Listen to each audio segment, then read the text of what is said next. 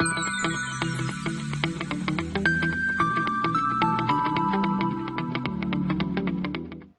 students, myself Maitri Dave and today we are going to discuss about the concept of painting. So let us start our today's lecture. So let me give you first of all the introduction of painting first. So paints are liquid composites of pigments and binders which when applied to the surface in thin coats dry to form a solid film to impart the surface a decorative finish. Apart from giving protection to the base material from weathering, corrosion and the other chemical and the biological attacks. This is the definition of painting. But in simple words, we can say that paints preserve timber structure against the wrapping and the decay.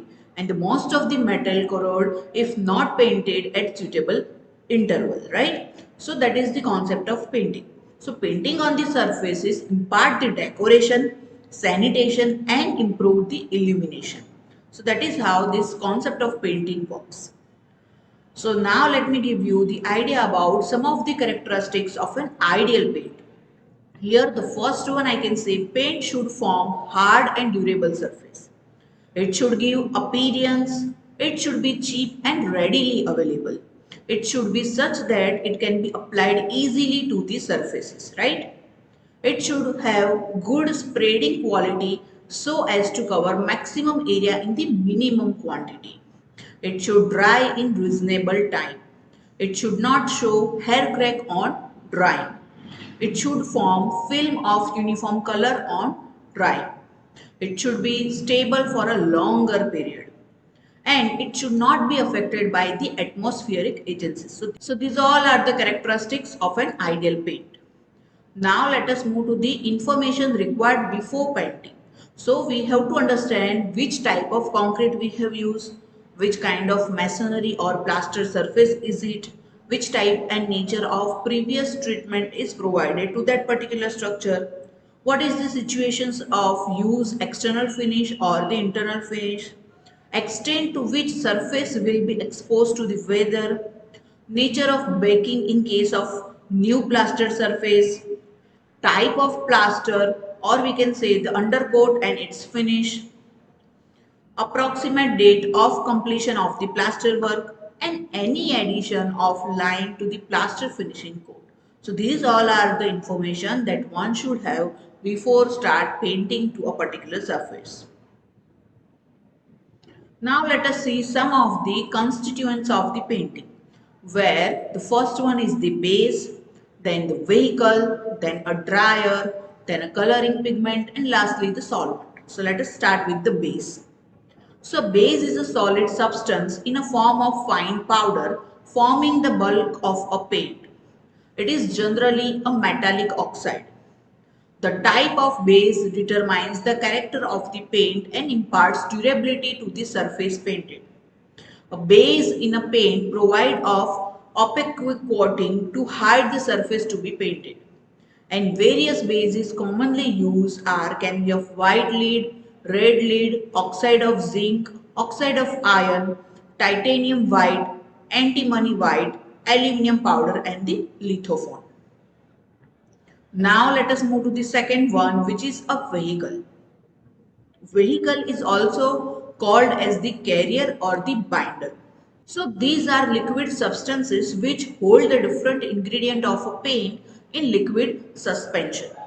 The carrier or a vehicle makes it possible to spread the paint evenly on the surface. So there are different types of vehicles available like the linseed oil, tug oil, poppy oil and the nut oil. And when I talk about the linseed oil, again we have different categories below this. We can use raw linseed oil, boiled linseed oil, pale linseed oil or double boiled type linseed oil or the stand oil. So this is the concept of vehicle. But when I talk about the raw linseed oil, it is thin but it takes a longer time to dry. When I talk about the boiled linseed oil, it is thicker. For delicate work, however, only raw linseed oil is used along with dryers and poppy and nut oil. It is used for interior work. While double boiled linseed oil dries very quickly and is suitable for external work, It requires thinning agent like the turpentine. While tug oil is used for preparing paints for superior quality. And colors in the poppy oil last longer. So this is the brief idea of the different types of vehicles. Now let us talk about a dryer. So dryer are used to accelerate the process of drying and hardening by extracting oxygen from the atmosphere and transferring it to the vehicle. However, dryers reduces the elasticity of the paint. They should not be used in the final coat. Dryers may be in the form of soluble dryer or the paste dryers. Liquid dryers are finely ground compounds or metals such as cobalt, lead, manganese dissolved in the volatile liquid. So paste dryer consists of compounds of the above metals mixed with the large percentage of the inert filler such as the barytes or whitings and then ground in the linseed oil. The inert filler serve the following purposes like reduce the cost of the paint, improve the durability, modify the weight and prevent the shrinkage and the cracking. So when I talk about the litharage or red lead and the sulfates of zinc and manganese, these are used as a dryer. Where the litharage is most common in use, but in general, lead dryers should not be used with the zinc paints. So dryers are also called as the adulterants. Their weight should not exceed 1/4 the weight of the base. Now let us move to the next term, which is a coloring pigment. So coloring pigments are added to the base to have different desired colors. They are fine particles and have a reinforcing effect on thin film of the paint. Pigments can be divided into following divisions. It can be of natural color, it means the ochres, umbers, iron oxides. And when I talk about the calcined color, it means the lamp black, Indian red, carbon black and the red lead. Next is the precipitates. It means the Prussian blue, chrome green and chrome yellow. Next is the lakes. It means prepared by discoloring china clay with the help of suitable dyes. And last is the metal powders. It means powders of aluminium, bronze, copper and zinc. So that is the concept of color pigment. So the desired shade or tint of the paint may be obtained by using single or the combination of the following coloring pigments. So when I talk about the black, the lamp black, the carbon black, the bond black, the graphite, the vegetable black and the ivory black we can have. When I talk about the blue, the indigo, the Prussian blue, the cobalt blue and the ultramarine is there. When I talk about the brown, there is burnt umber, raw umber, burnt sienna or Vandyke brown. When I talk about the green, the Paris green or we can say the Duvan green, green earth or the verdigris copper sulfate is there. Next is the red. It means the Indian red or we can say the Venetian red, vermilion red, carmine and the red lead is there. And when I talk about the yellow, the chrome yellow, the rose sienna, yellow ochre or the zinc chrome is there. Now let us move to the next term which is PVCN. So it is very important term and it means the concentration of pigment in a paint denoted by pigment volume concentration number, that is PVCN. Generally it is defined by one equation where we can say that PVCN must be equal to V1 upon V1 plus V2, where V1 is the volume of pigment in the paint and V2 is the volume of non-volatile vehicle or the carrier in the paint. So the durability and the gloss of paint is inversely proportional to the value of PVCN. So the following table gives PVCN for paints used for various purposes. Here you can see the range and different type of paint. If I talk about the range 25 to 40, the paint for prime coat on the metals. When it is in between 35 to 40, paint for prime coat on the timber. When I talk about the 28 to 40, then paint for exterior surface of buildings. When I talk about the 35 to 45, it is of semi-gloss paint, and lastly the 50 to 75 between the faint paint. So that is how this is the concept of PVCN. Now let us move to the last one, a solvent. So solvents are added to the paint to make it thin so that it can be easily applied on the surfaces.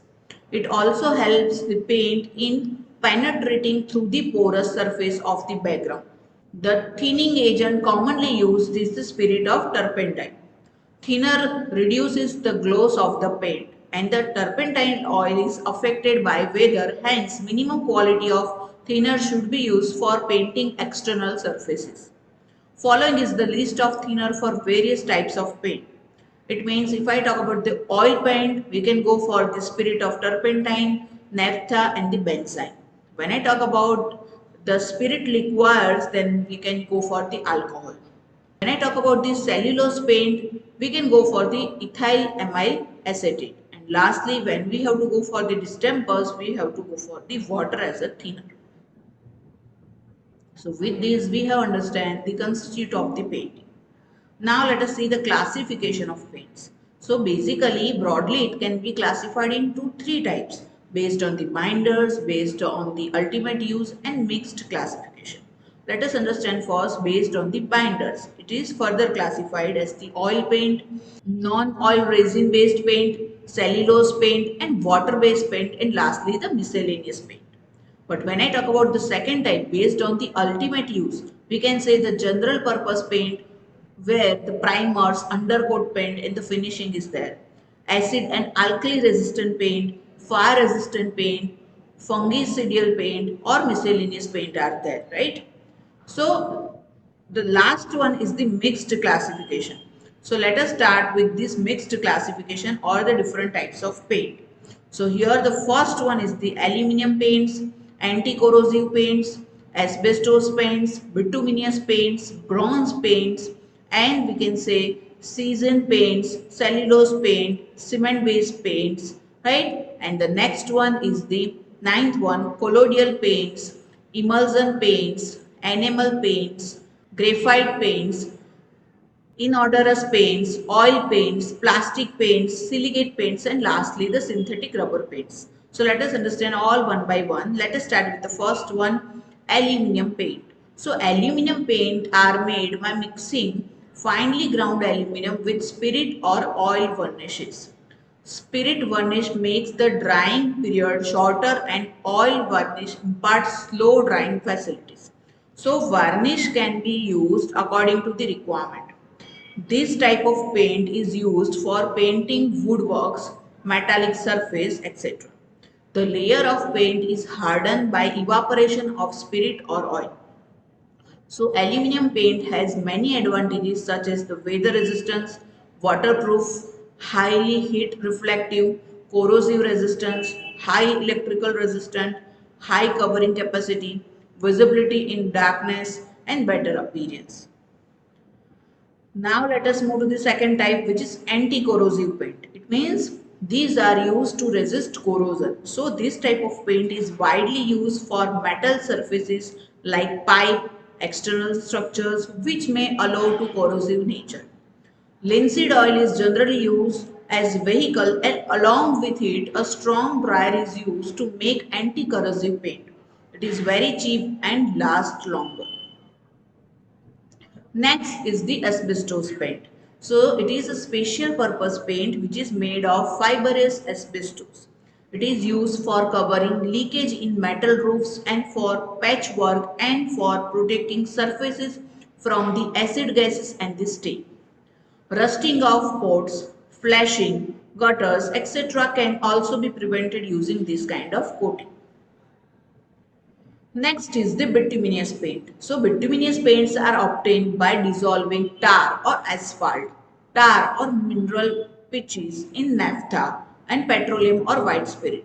So they provide black appearance to the surface, and the bituminous paints are used for metal structures in underwater conditions and pipe carrying the water.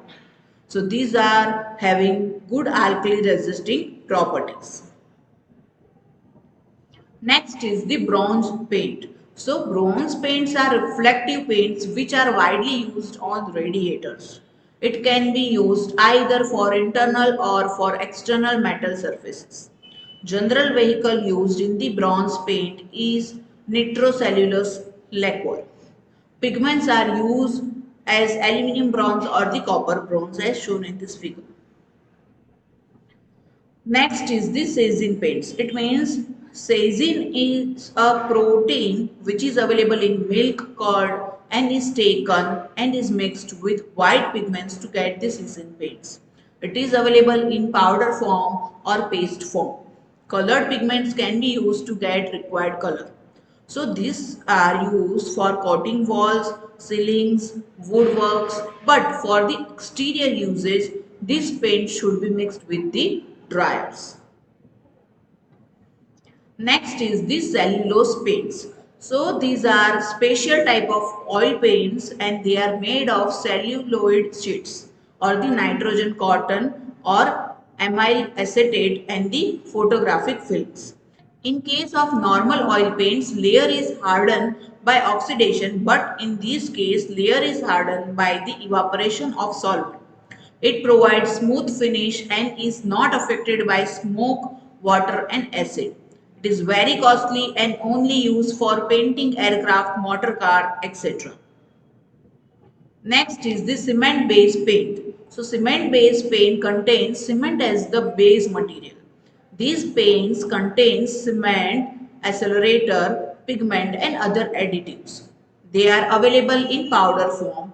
By mixing water to this powder and stirred to the required consistency, the paint is obtained and this is a waterproof and can applied in internal as well as the external surfaces, right? Now let us move to the ninth one, which is colloidal paints. So colloidal paints do not contain any type of inert materials. It takes long period to settle due to its colloidal properties. When it is applied on the surface, it settles and penetrates through the body of surface. Next is the emulsion paints. So emulsion paints have good alkali resistant properties. This property can be achieved by using vehicles like polyethylene, lactate, styrene and alkali resin. It dries very quickly within 1.5 to 2 hours and it can be washed with water because of its film forming constitute is emulsified in water instead of solvent. So this type of paint can be used for all masonry work, especially for stucco plastered brick work which contains free alkali. Next is the enamel paint. So the main constituents of these enamel paints are the metallic oxide, petroleum spirit, oil and resinous matter. Enamel paint dries very slowly but after drying it form very hard, impervious and smooth layer. This layer cannot be affected by acids, alkalis, gas fumes and water. Different colored enamel paint are available in the market. So they are widely used for the painting doors, windows, stairs and decks. Next is the graphite paint. So graphite paint is made of graphite which is in black color. It is used for painting underground structures like mines. Iron structures are coated with this graphite paints. Next is the inodorous paint. This paint contains white lead or zinc white mixed with the methylated spirit. So we can say that select with some quantity of linseed oil and castor oil is dissolved in this methyl spirit and here no turpentine is used. The paint dries very quickly and due to evaporation of methylate spirit leaving behind a thin film of the shellac. Next is the oil paints. So oil paints are nothing but normal paints which usually contains a base and vehicle. General base constitutes used for making oil paints are white lead, zinc white, lithopen, red lead and titanium oxide. General vehicle used in oil paints are linseed oil and the tug oil. Along with the base and vehicle, dryers and color pigments are also used. And the dryers used may be litharge, red lead, zinc sulfate and manganese sulfate. Oil paints are very economic and they can be applied in easy manner. They are generally applied in 3 coats of varying composition. So this type of paint can be applied for walls, doors, windows and the metal structure. But the main disadvantage with this is that they do not suitable for humid weather conditions, right? Next is the plastic paint. So plastic paint contains plastic as the base. Plastic paints dry very quickly, provides better appearance and have high covering power. Plastic emulsion paint has become very popular these days. The emulsion, which is liquid having fine suspended particles of a substance, is composed of a plastic compounds such as vinyl acetate and acrylate, which are held in water. 1 liter of the plastic emulsion paint can cover 15 meter square of wall surface per coat. It is applied in two coats, either with the help of brush or a spray gun, and they are used for coating walls, slabs and the decks. Silica gives good adhesion to the paint which will form hard surface after drying. This surface can resist extreme heat with great resistance. Silicate paints never reacts chemically with the metal, so this type of paint can be used in the hot condition and for metal structures. Last one is the synthetic rubber paints. So these are made by dissolving synthetic resins in a suitable solvent. By adding suitable pigment to this mixture, the color can vary. This type of paint is widely used on cement concrete surfaces like concrete wall. This paint is less affected by rain, sunlight, etc. It has good resistance property against acid, alkali and moisture condition. It dries very quickly and maintain uniform color through the surface. So with this we have completed all these 17 types of paints. I hope you understand all the topics discussed in today's lecture. Thank you for watching. See you soon in the next lecture.